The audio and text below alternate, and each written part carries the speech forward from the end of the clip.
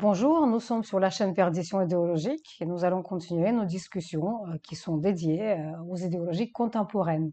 Et pas tellement contemporaines, mais dont les vestiges on trouve dans notre société. Si vous trouvez le contenu de cette chaîne intéressant, vous pouvez liker, diffuser, en parler à toutes vos connaissances. Et nous continuons cette série d'émissions avec Batvior consacrée à la dimitude et à la dima. Je vous invite chaleureusement à regarder les deux premières émissions qui sont consacrées à ce sujet. Nous sommes dans la continuation de cette discussion et nous allons aborder avec Batvior la pionnière intellectuelle dans l'historiographie qui a parlé de ce concept d'ima et dimitude et va nous parler aujourd'hui de la dimitude et les chrétiens. Bonjour Batior. Bonjour, Eh bien, nous Nina. allons continuer. Alors, ma première question qui s'inscrit dans la suite de nos deux premières émissions porte sur les chrétiens et sur ce que vous avez écrit dans le livre Les Juifs et chrétiens sous l'islam, les dhimmi face aux défis intégristes. Vous faites une réflexion intéressante sur le rôle du christianisme dans la législation de la dhimma, donc dans la législation islamique.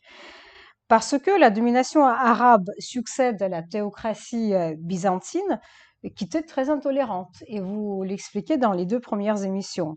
Vous avez raconté que l'Église grecque orthodoxe avait élaboré un système légal de persécution, d'avilissement et de ségrégation. Notamment, on a deux documents importants, c'est le Code Théodose qui a été édité en 438 et le Code Justinien, un siècle plus tard, en 534, tous les deux très hostiles aux Juifs. Ces deux codes passent dans la législation islamique grâce, selon vous, à la conversion de juristes chrétiens qui les connaissent bien. Est-ce que vous pourriez en parler un peu? Oui, euh, mais d'abord, je voudrais apporter une précision. Je voudrais dire que je n'ai pas créé, moi, le mot d'IMA, que cela, j'ai appris d'autres chercheurs et d'autres historiens, le pacte, mais cette sauvegarde, parce que il a été souvent mentionné. Mais enfin, je l'ai découvert dans la littérature juridique islamique. Et tout le monde le connaissait d'ailleurs. Tous les spécialistes de Tous l'islam, les vous voulez dire. spécialistes, voilà, c'est ça. On peut pas parler de l'anima sans connaître les textes juridiques musulmans qui en parlent. Et donc ça, voilà, c'est juste une petite précision. Maintenant, en effet, comment est-ce que ce contexte de l'antisémitisme chrétien a-t-il pu passer, et quels en sont les éléments d'ailleurs, qui ont pu passer dans la dimitude, c'est-à-dire les lois précisant le statut particulier des juifs et des chrétiens sous la charia. Ce sont deux religions, l'islam et le christianisme, totalement différentes. Et donc, comment se fait-il que ce statut particulier des juifs, qui exprime une relation particulière du christianisme avec la religion mère dont il est issu, le judaïsme, comment donc cette relation-là a-t-elle pu passer dans l'islam qui n'a pas cette relation de succession vis-à-vis du judaïsme et du christianisme, parce que selon l'islam est la religion première, et les deux autres religions, le christianisme et le judaïsme, sont postérieures et des falsifications de la religion première. Voilà, donc c'est tout à fait un autre contexte. Par contre, mais par ailleurs, des éléments de discrimination, de rejet par les chrétiens du judaïsme sont repris dans l'islam à l'égard des juifs et des chrétiens. Alors, au moment des conquêtes, c'était les 2 premiers siècles d'après Ibn Khaldoun, il n'y a eu que des massacres, que du désordre, que du chaos. Et ensuite, à l'époque abbasside, en 750, des textes juridiques sont apparus et ont été mentionnés. Mais néanmoins, on sait plus ou moins comment les conquêtes ont été établies, comment les populations, soit dans certains lieux, ont été converties, se sont converties, d'autres ont été déportées. Et comment est-ce que les conquêtes ont-elles été faites?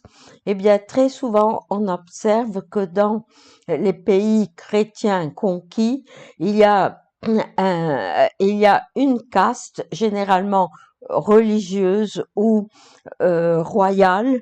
Il y a des princes royaux désirent obtenir le trône et éliminer leurs rivaux et considèrent qu'ils peuvent s'allier aux troupes islamiques pour les aider à prendre le trône.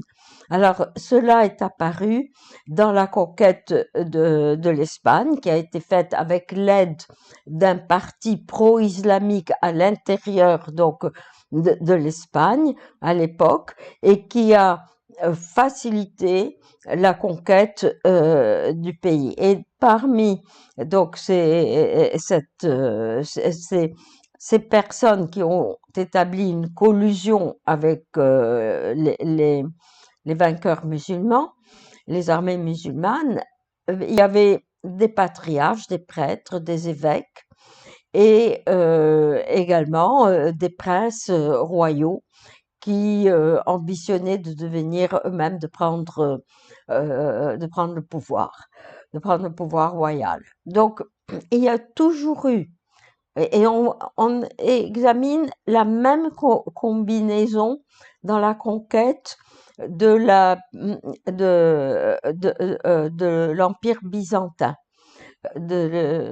la péninsule byzantine, et donc on observe euh, les mêmes les mêmes rivalités dynastiques qui s'allient, qui favorisent l'entrée de l'islam, des envahisseurs musulmans, à l'intérieur de l'empire chrétien. Et puis finalement, les envahisseurs deviennent plus nombreux. Ils prennent le pouvoir parce que eux, ils ont un plan préétabli, c'est l'élimination des mécréants, du pouvoir mécréant et l'établissement de la loi de la charia sur toute la planète. Et donc l'on voit à travers les siècles ce plan se réaliser à travers les conquêtes et à travers aussi la collaboration des pouvoirs chrétiens de l'époque et qui soit ils sont achetés, soit ils préfèrent vivre sous l'islam que sous un roi chrétien. Parce que sous un roi chrétien, le patriarche était un personnage qui devait obéir à l'empereur ou au roi. Il lui était inférieur. Et souvent, le roi, il voulait créer une hérésie, il n'aimait pas ceci, cela. Dans le culte, il interférait sur le plan théologique. Et les patriarches n'aimaient pas ça du tout. Les évêques, les représentants du culte. Alors, donc, sous l'islam, c'est désormais le patriarche et le chef religieux qui a tous les pouvoirs. C'est lui qui collectionne les taxes pour le roi, ou l'empereur, ou le calife, pardon. Pour le calife, ça passe à travers ses mains. C'est lui qui décide de tout. Il a les pleins pouvoirs sur sa communauté. Donc c'est pour ça que, par exemple, dans la conquête de Constantinople, alors que certains évêques voulaient l'alliance avec le pape pour sauver ce qui restait de la chrétienté. Euh, D'autres prêtres, au contraire, ont eu une formule qui est restée dans l'histoire, plutôt le turban que la tiare. Ils voulaient plutôt vivre sous le turban que sous la tiare du pape. Si intenses étaient les querelles entre les propres églises chrétiennes. Et alors ça, c'était pour ainsi dire du pain béni pour le pouvoir chrétien, pour le pouvoir islamique, qui jouait d'une église contre l'autre pour pouvoir affaiblir euh, une communauté et ensuite affaiblir l'autre et jouer ainsi de leur rivalité pour pouvoir toujours plus affirmer leur pouvoir sur la masse qui était parfois encore nombreuse, chrétienne, avant qu'elle ne s'amenuise et devienne une communauté de zombies. Oui, mais alors c'est intéressant parce que vous parlez beaucoup du fait que les anciens oppresseurs chrétiens des Juifs ont passé au même statut que leurs opprimés, les Juifs. Et cela les a pas réunis. Je voudrais bien citer à ce propos un extrait de votre livre, hein, L'Odimie, publié en français chez Olivier Véron dans l'édition Les Provinciales.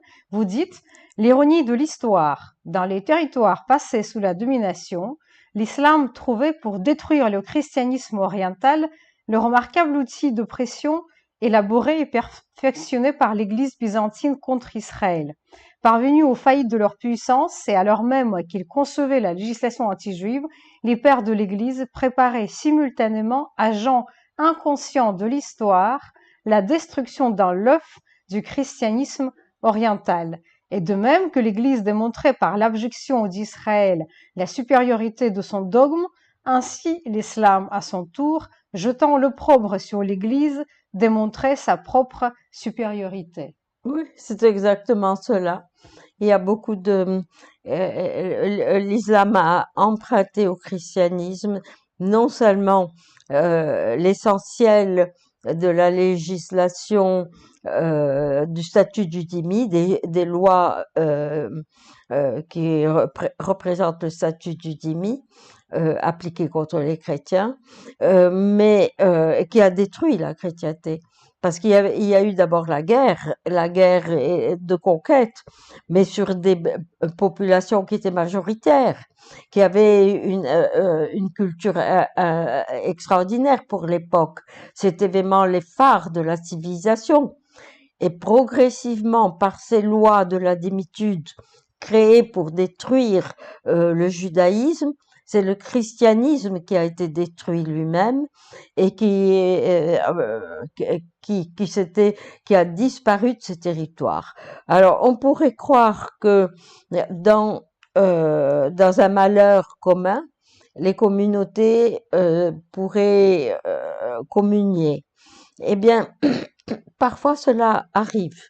Et l'on voit, par exemple, chez certains auteurs chrétiens, beaucoup de sympathie pour les Juifs dont ils décrivent, eux, la la terrible oppression, euh, par exemple par Shah Abbas, euh, et leur déportation et leur force, ils admirent leur force de résistance à une oppression presque inhumaine contre eux. Et les Juifs résistent et ne lâchent rien. Et ils répondent avec beaucoup de force et d'intelligence à leurs oppresseurs. Et ceci par la voix d'un chrétien.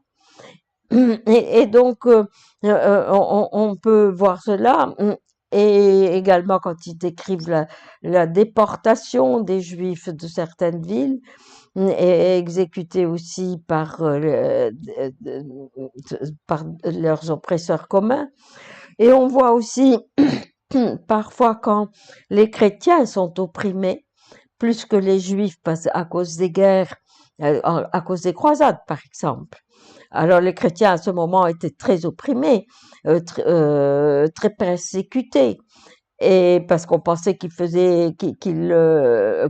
supportaient, qu'ils étaient favorables aux croisés. Et alors on voit, par exemple dans une situation pareille, ils étaient obligés de rester chez eux, interdiction de sortir, donc ils pouvaient pas acheter leurs provisions de bouche, ni rien du tout. Et alors on les voit, les Juifs leur prêtent leurs vêtements discriminatoires avec les couleurs que les Juifs devaient porter pour que les chrétiens puissent sortir déguisés en Juifs et acheter leurs provisions. Voilà, donc l'histoire de la dimitude est très intéressante. J'espère que ce que moi j'ai fait, qui est ce que je pourrais dire un préliminaire, parce que c'est une histoire de 13 siècles sur 3 continents. Donc j'espère qu'elle suscitera des vocations d'historiens qui développeront les thèmes d'études que j'ai commencé à faire. Vous parlez donc de la sympathie que les communautés pouvaient éprouver l'une à l'égard de l'autre, mais il y avait aussi des jalousies. Et je crois que vous donnez un exemple qui a eu lieu à l'Empire, au sein de l'Empire ottoman. En 1856, c'était l'égalité des droits qui était reconnue de manière officielle pour tous les ex-dhimmis, et c'est le début de l'émancipation, en tout cas sur le papier. Et alors, les chrétiens ont protesté parce que les juifs obtenaient les mêmes droits qu'eux. C'est-à-dire qu'il y avait aussi ce genre d'attitude Oui, il y a, exécrable. parce que quand même, il y a l'antisémitisme chrétien. Toutes ces populations chrétiennes qui sont entrées dans la démitude, elles avaient en elles toutes les lois et toute la législation anti-juive, les préjugés anti-juifs, la haine Mhm. que voulaient susciter donc tous ces préjugés, toute cette littérature anti-juive chrétienne. Donc ils éprouvaient le mépris et la haine chrétienne contre les juifs. Donc, dans la condition de dimitude, qui, qui comprend la haine chrétienne, mais euh, adaptée à celle de l'islam, cette haine chrétienne n'a pas disparu par l'abaissement des chrétiens. Elle réapparaît chaque fois qu'il est possible de le faire. Par exemple, l'endroit où les juifs étaient le plus persécutés, mais cette fois-ci par les moines, parce qu'ils s'étaient protégés par la France, par les États chrétiens, tandis que les juifs n'avaient aucun protecteur. Donc, en Palestine, les moines et les églises, les ordres chrétiens religieux étaient protégés. Ils en profitaient pour persécuter énormément les juifs. Ils leur interdisaient de passer devant l'église du Saint-Sépulcre. Et si un juif passait, ils avaient même le droit de le mettre à mort. Et c'est un consul français qui s'est rendu compte de ça, parce que il y a eu des consulats à Jérusalem.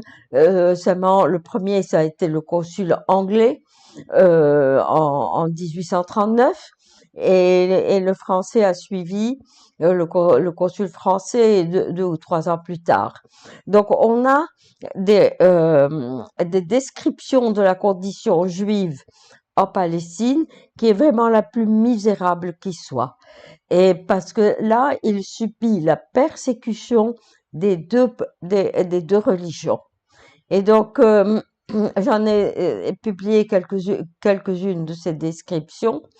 Et donc, au moment où commençait peut-être le sionisme chrétien, qui voulait voir, qui espérait le retour des Juifs dans leur patrie, en Palestine, on voit alors se déclencher subitement l'accusation de crime rituel pour la première fois dans l'Empire ottoman, suscitée par le consul français de Damas,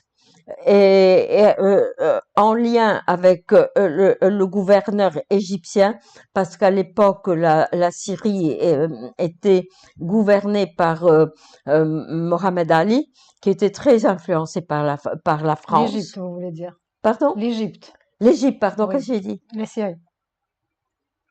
Voilà, alors donc l'Égypte et la Syrie. Mhm. Le fils adoptif de Mohamed Ali avait conquis la Syrie. Et alors là, il y a des descriptions très intéressantes des chrétiens, parce que avec Mohamed Ali et surtout son fils Ibrahim, qui protégeait beaucoup les chrétiens, il leur a permis pour la première fois de monter à cheval. Alors le consul décrit cela, l'horreur des musulmans de Damas de voir pour la première fois des chrétiens monter à cheval. Ça a presque fait une révolution. Alors donc euh, pour pour s'opposer à l'ambition anglaise à Jérusalem de protéger les Juifs qui étaient une minorité tellement écrasée.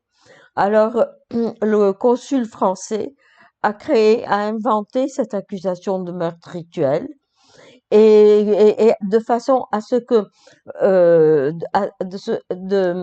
de salir le peuple juif et de salir également l'Angleterre qui était protectrice d'un peuple aussi misérable, aussi criminel, aussi avili. Vous parlez de l'affaire de Damas. L'affaire de Damas, voilà, qui a suscité énormément de bruit parce que le consul français s'est trouvé en minorité. Les autres consuls. Vous pouvez la rappeler, cette histoire, s'il vous plaît? Voilà, donc voilà les aspects, donc ce qui a provoqué. Ce qui a provoqué l'accusation de crime rituel contre la communauté juive, c'était parce qu'il y avait un consul anglais qui était nommé à Jérusalem pour la première fois et que il avait comme mission de protéger les juifs qui n'avaient aucun protecteur, tandis que les chrétiens étaient protégés soit par la Russie, soit par l'Autriche, soit par la France. Donc voilà, donc il y avait donc beaucoup de protection qui s'exerçait et donc Ce qui veut dire, permettez-moi de vous interrompre, que le statut des dhimmi n'était pas le même dans le monde musulman parce que les chrétiens étaient protégés par les puissances chrétiennes oui, voilà, européennes. voilà. Et par exemple, les marchands aussi. Les marchands étaient soumis à un régime particulier parce que c'était des gens en principe, c'était des ennemis qui venaient du Dar el-Harb, c'est-à-dire de pays qui n'étaient pas sous la loi islamique. Et donc, c'était des ennemis, c'était des harbis. Et donc, en principe, leurs biens et eux-mêmes étaient à la disposition de n'importe quel musulman.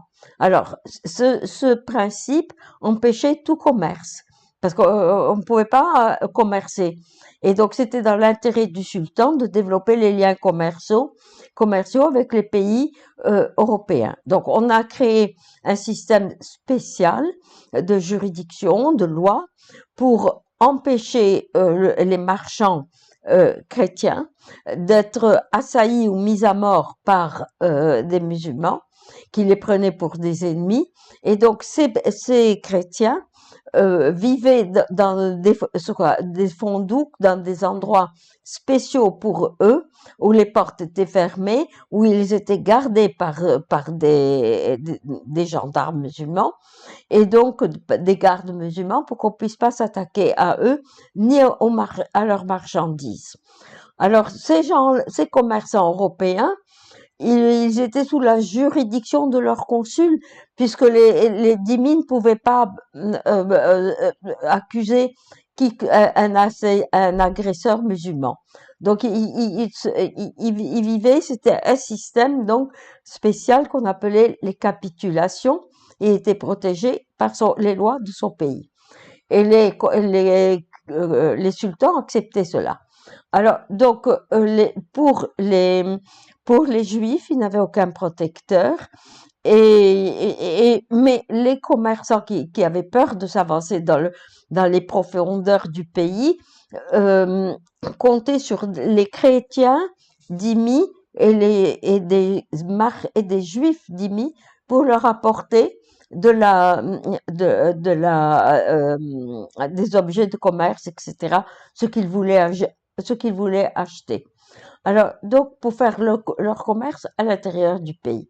Alors, donc, c'était tout un système économique qui était très important pour les pays européens et pour l'Empire ottoman. Et c'est donc dans ce système-là que les chrétiens étaient privilégiés parce qu'ils refusaient, ils s'opposaient absolument à ce que des États chrétiens européens donnent leur protection aux marchands juifs. Alors là, il y avait une rivalité constante aussi sur le plan économique entre dhimmis. Et pour la protection, comme on sait que des lois spéciales ont été créées dans les empires, dans l'Empire byzantin contre les Juifs, eh bien, les chrétiens ont protesté parce qu'ils pensaient que les dhimmis, les Juifs méritaient tous ces malheurs parce qu'ils avaient refusé de se convertir au christianisme. Les Juifs représentaient l'esprit du mal, le mal lui-même, et donc eux, ils n'avaient pas le droit d'être libérés de ce système qu'ils avaient eux-mêmes créé. Bon, alors cette attitude chrétienne n'était pas chez tous les chrétiens. Donc, et surtout, à l'époque, n'était pas partagée par tous les chrétiens. Mais néanmoins, on l'a trouvé. Et à l'époque donc de l'émancipation des dhimmis, c'est que les chrétiens ont protesté, comme vous le dites. Mais il faut comprendre qu'est-ce que signifiait cette émancipation. Je ne sais pas si vous voulez que je vous parle de On en cela. parlera bientôt. Je voulais juste poser une question. Alors, vous avez parlé de l'affaire de Damas. Elle est datée par 1840 et c'est une affaire effectivement, qui a été lancée par les chrétiens, alors que nous nous trouvons à l'époque de la dimitude. Est-ce que vous pourriez donner les détails sur cette affaire? Voilà. Alors donc, les, le consul, pas toute partie du consul de France, c'était peut-être la politique de Thiers, parce qu'il voulait s'opposer à la présence anglaise peut-être à Jérusalem, et donc, ou bien il voulait s'opposer aussi pardon, à cette espérance pour les Juifs de retourner un jour chez eux, parce que cela est écrit à l'époque. Les Juifs avaient le toupet, avaient l'impertinence de penser qu'un jour ils retourneraient dans leur patrie et ils recréeraient leur indépendance et leur État, ce qui était totalement opposé et interdit par la papauté. Donc, et de la papauté, ça a passé à l'islam aussi. Et donc, ça, c'était quelque chose de l'idée même de cette restauration de l'État d'Israël que certains chrétiens souhaitaient, était pour les chrétiens catholiques rien que la pensée un crime déjà. Alors donc qui les choquait énormément. Et donc cette accusation s'est faite dans ce contexte-là. Et néanmoins, les Juifs ont été accusés d'avoir tué le père Thomas, qui était un homme qui était un peu bizarre d'ailleurs. Lui et son serviteur Ibrahim, qui paraît-il avait disparu. Néanmoins, on n'a jamais retrouvé leur ossements, donc ni leurs cadavres. Par conséquent, on ne sait même pas s'il est vrai qu'ils ont été tués. Ce père-là, c'était un passionné des vaccins et il allait dans les familles leur faire des vaccins.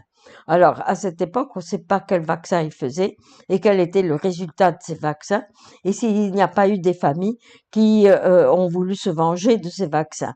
Alors, donc ça, voilà, donc ça, c'est dans ce contexte que ça se passe, mais comme il a disparu, alors on a accusé les Juifs, on a fait des fouilles partout dans le quartier juif, on a arrêté les notables de la communauté de Damas, on les a persécutés, on les a torturés pour obtenir des aveux, on a enlevé les enfants des familles, on les a jetés dans des prisons, les prisons à Damas, pouvez vous imaginer ce que c'était.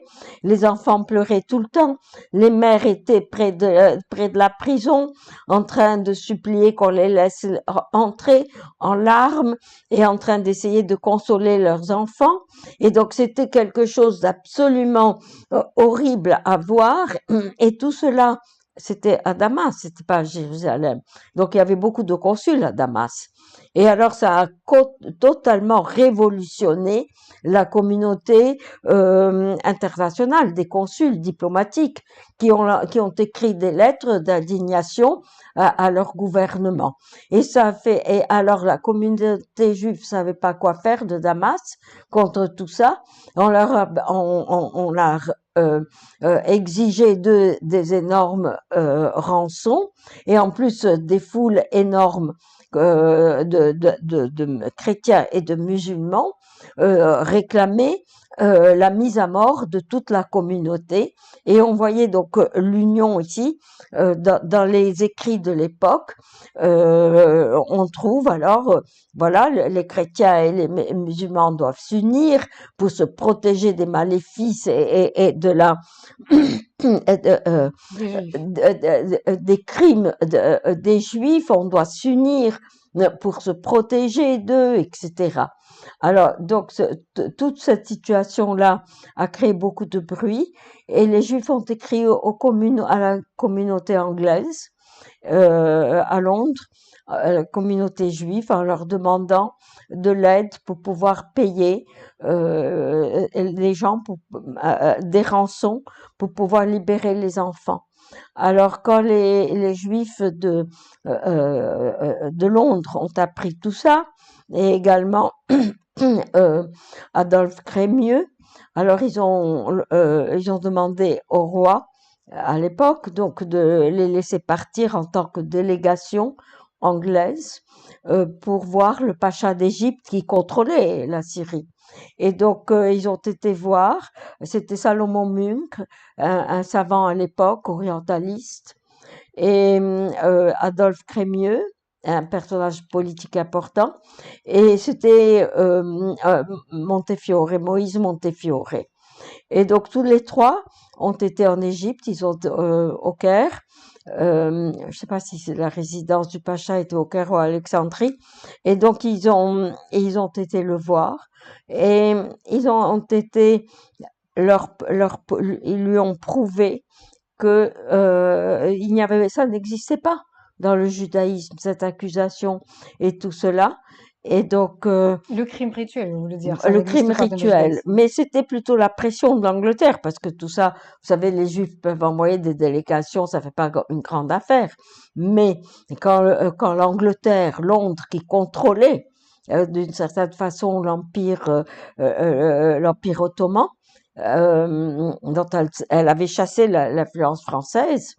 Alors donc,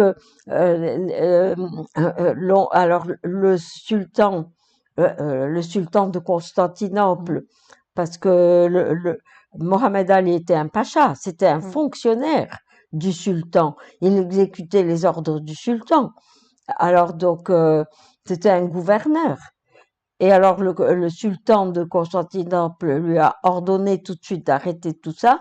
Alors donc Mohamed Ali s'est exécuté et il a renvoyé le gouverneur qui était de mèche avec le consul français, Chérif Pacha, et il a licencié et, et il a dit que c'était terminé, qu'il a ordonné la libération des prisonniers et il a interdit l'accusation de crime rituel. Mais par la suite, il y a eu constamment des crimes rituels qui ont été soulevés par les chrétiens contre les juifs, ce qui a beaucoup affaibli et sali la réputation du judaïsme, parce que les musulmans et les chrétiens s'alliaient pour demander des rançons aux juifs, pour arrêter, pour